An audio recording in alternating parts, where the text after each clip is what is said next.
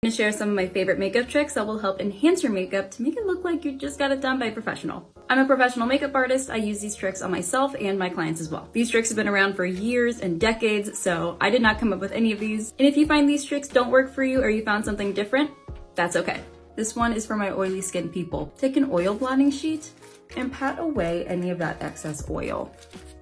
Then set those areas with a very light veil of translucent powder. Removing the excess oil that we don't need and then powdering those areas will help create a barrier so your oils don't come through. Before you do your brows, take a cotton pad in micellar water and wipe away any of that skincare. You can see the difference. This will help the product glide on a lot faster because there's no product blocking the area that you're trying to apply, and it's going to last longer. When it comes to prepping for eyeshadow, don't use concealer, especially if you have oily eyelids. All concealers have some sort of hydration in them, so if you use that underneath eyeshadow, typically it's more likely to crease. When applying your transition color, apply it above the natural eyelid crease and push it into the socket and into the front of the brow. This is going to create a soft and natural looking dimension to the eyes. On a big fluffy brush, take the bronzer you plan to use later and apply it along the transition shade. This is going to help create a cohesive look between the eye makeup and the face makeup. To make the band of your lash even more undetectable, take some black eyeshadow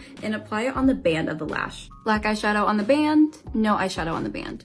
Can you tell the difference? If you're wanting a more full coverage result with your under eye concealer, let it sit for a few minutes and then blend it out. When using bronzer, opt for a smaller brush versus a big fluffy brush. Using a smaller brush will help control where you're putting the bronzer versus using a big fluffy brush and it just being blown out and going everywhere. And if you're wanting a super natural look with your bronzer, use the same brush you used for your foundation to apply it. Never be afraid to use your fingers. It is your best tool. If you want to look like you just came back from the beach, put some cream blush where you put your bronzer. This will help give you a more sun-kissed look. Whether you're using a brush, a sponge, or a velour puff, take your applicator with the powder, start at your nostril and go all the way up. And make sure you're looking up so you can get into any creases. If you self-tan, take your bronzer and apply it on the ear. Ears do not hold self-tan very well. Before bronzer, after bronzer. Apply your powder highlight before your powder bronzer and blush. This will take away the effect of it sitting on the skin and make it look like it's coming from within. After applying your bottom lash mascara, take a clean spoolie and run it through your lashes. This further helps to separate the lashes and to evenly coat them with the mascara. If you want your eyes to appear bigger and more awake, take a flesh tone liner and put it in your waterline.